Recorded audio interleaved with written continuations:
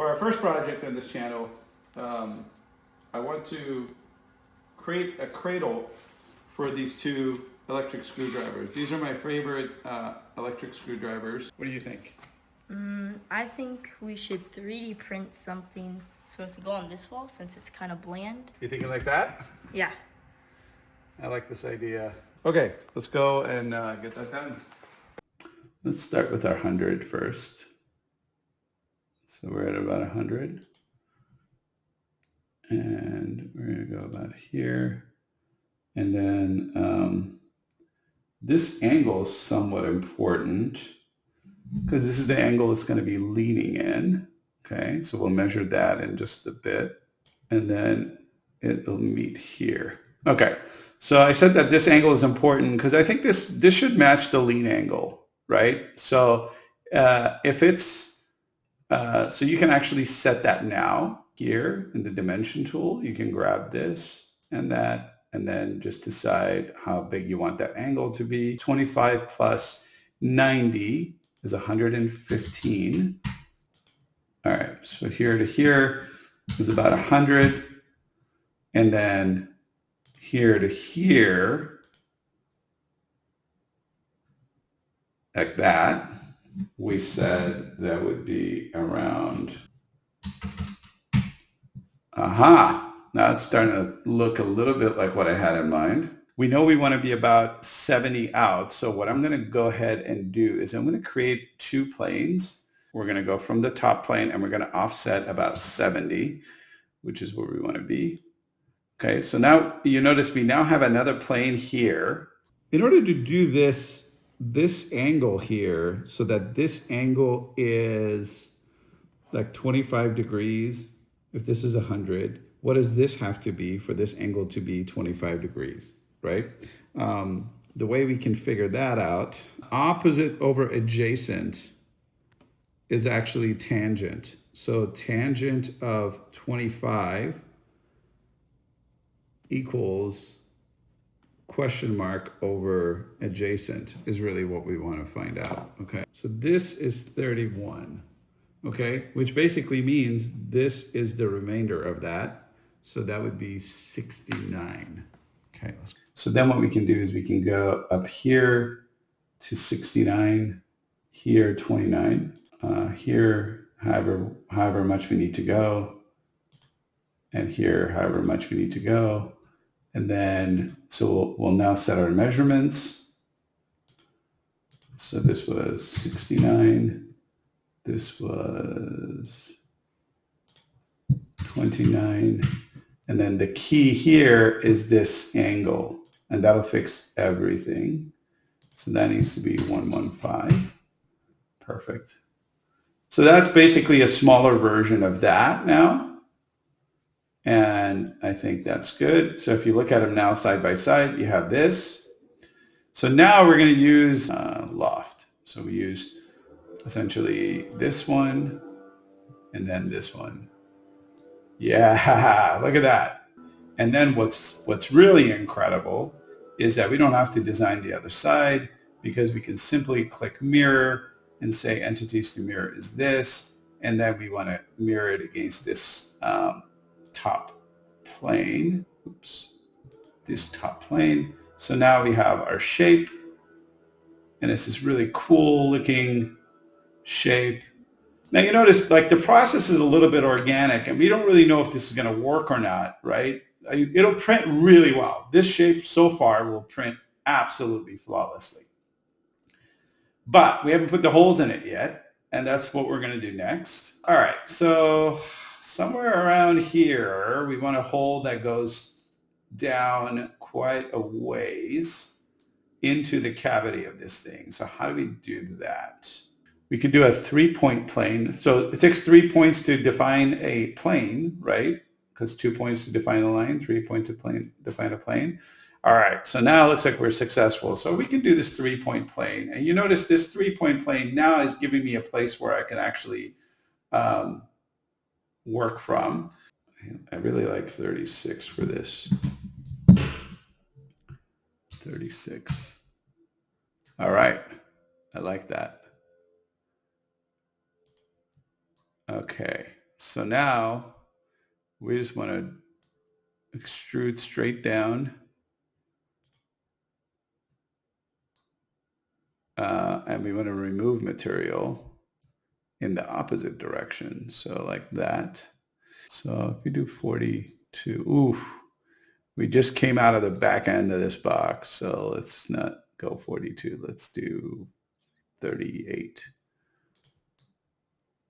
Only other thing now is how do we install this thing? I don't want to see the holes. So it's possible we can make the holes inside the cavity. I think that'll be really cool. And you can imagine if my hole was like right there, it would be a little easier for me to do that install than if it was any deeper. If it was down here, I would be able to do it. And I kind of like the idea of like here and here. But how do we put a hole there? Okay, so what I'm thinking is I actually want a new plane that's offset from this, whatever this plane is.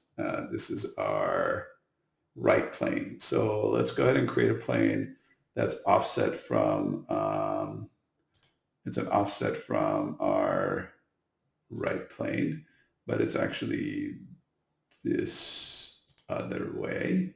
4 millimeters should be more than enough. So we're going to go ahead and create a 4 millimeter. We'll do 4.5 just to be on the safe side. You see, this is just hanging out in thin air, right? But this is a really cool trick because what we can do now is we can actually go ahead and extrude that, right, where it's removing material in this direction. Okay. And we're going to do that to about, I kind of like the way it is right now. Okay. You see, so that's our preliminary hole.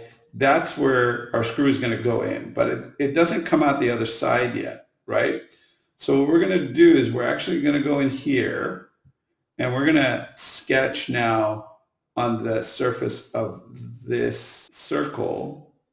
And we're going to go ahead and do another hole, 3 millimeter hole.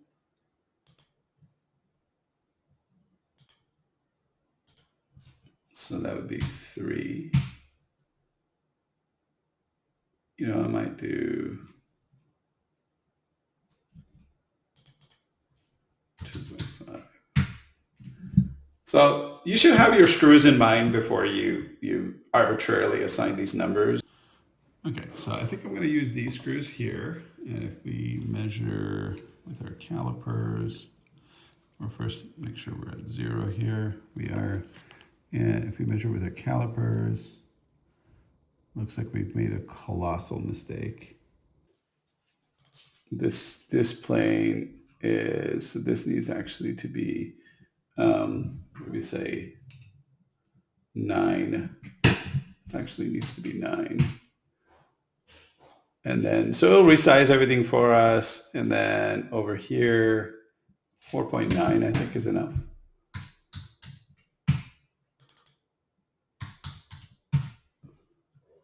All right. Yeah, I think that is more like it. And you notice everything automatically gets mirrored on the other side. The only thing I'm kind of worried about is, is it really going to hold? Is it going to fit right?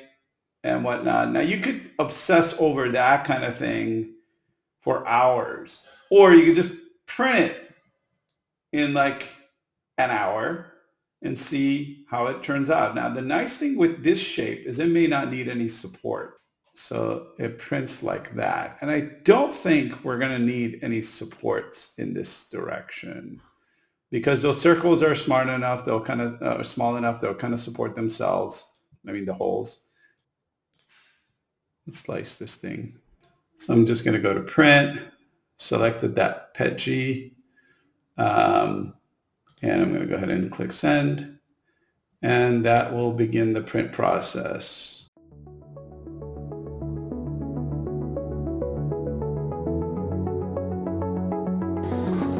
Let's go ahead and check in on our print. It's coming along quite nicely. It's going fast.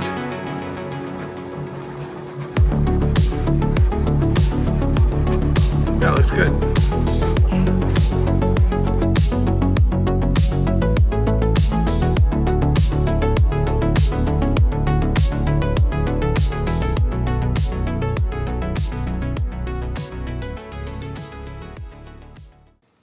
Okay, looks like the print is done. Now keep in mind, this is our first print, so we don't have very high expectations, and I can already think of a few things that we didn't do here that I would have liked to do. It looks like it's pretty well stuck, so let's go ahead and grab it. All right, looks really good. A lot of sharp corners. I forgot to put some softer corners around there near the end. So let's see how well this holds up. That's looking pretty good. I'm not mad at that at all. Not really considering reprinting at this point necessarily. We might just go ahead and install this version, but let me go ahead and show you what I'm gonna do here. I kind of would like to deburr this thing. This is like a little deburring tool that I picked up. Pretty cheap stuff, pretty common. I can leave a link to one for you if you like. So that kind of gets rid of these sharper edges also. And I just come in with like a hand vac later and clean these. Now, this is really not necessary for a tool that's going to be used in the garage to hold another tool, because it doesn't really need super soft edges. It's not going to be handled every day, but it's just kind of nice to get used to cleaning up your work. So let's go ahead and test out our screw to make sure that's going to work. Yep. So that's working really well. One thing I did want to point out is I like to design my pieces so that they don't need supports as much as I can. Now, sometimes you just can't get away from it. So I'll show you one that I did yesterday. It's a little holder that I made for my board. I actually just finished this yesterday. I didn't do a video on it. It's super neat. And I obviously needed a support for that, kind of the hook in the back. So that kind of stuff you're not going to be able to do without a support. That goes there. That goes there. It's not like a super tight fit, so I could easily take it up and put it back in. I think that's what I want. But yeah, this I'd say is done. So hopefully you learned something from this project.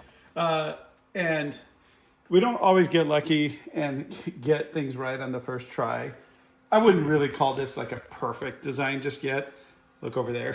I wouldn't look at this as a perfect design just yet. But it's workable, right? And it was creative. This is actually my son's idea of like kind of making him go separate ways like that. Because, you know, you could make a super boring design, but it's always nice to just get a kid involved, you know?